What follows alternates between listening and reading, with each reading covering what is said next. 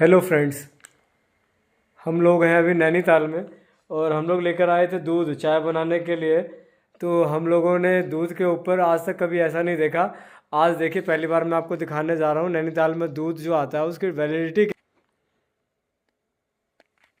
ये देखो, इसकी वैलिडिटी है 24 अक्टूबर 2024 से लेके 22 जनवरी 2025 तक।